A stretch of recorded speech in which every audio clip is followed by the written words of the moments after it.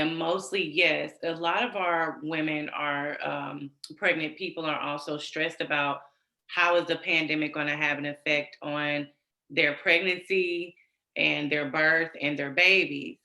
And so we're having to see women and pregnant people work 2 to 3 times harder.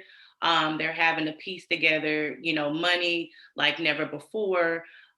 They're also, as Vanna mentioned, having to educate their children.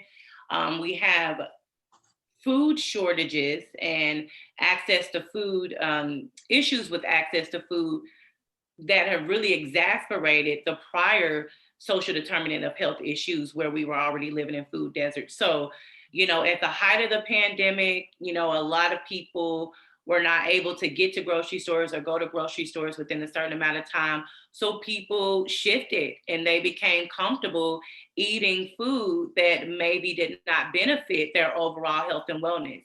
So then it's causing mental fatigue and physical fatigue because they're eating, foods that are not a high in nutrient value. And so the self guilt comes in.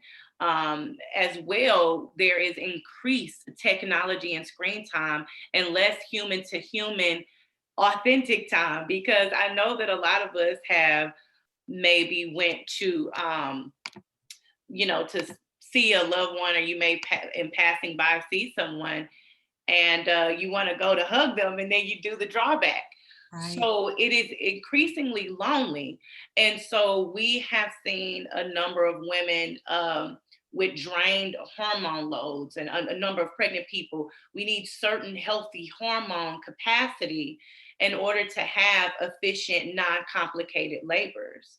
So midwives across the nation have reported a lot of different challenges because of the impacts of the pandemic, essentially, on the mental health and well-being of the bodies of pregnant people and women.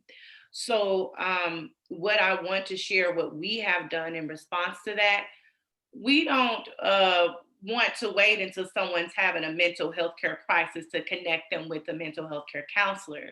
So, from the moment that they enter into a consultation with us, we are doing something called an Edinburgh postnatal depression screening or scale.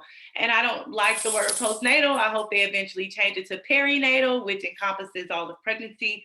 But essentially, we're checking on your mental emotional health initially. And even if you score low, and you can take this screening yourself if you're a perinatal person or postpartum person.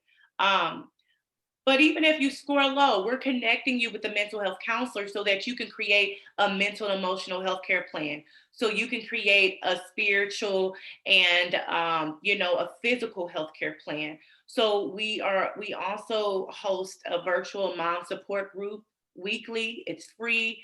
You get free diapers when you attend.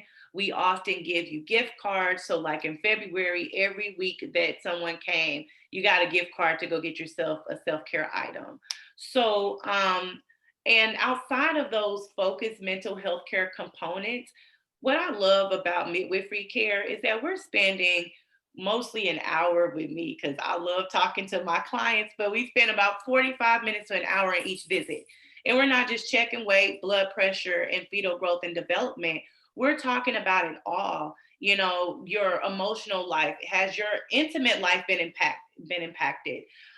We're also building unique individual nutrition plans that can help to boost the proper, chemical components and hormones in our bodies that we need to grow a healthy baby.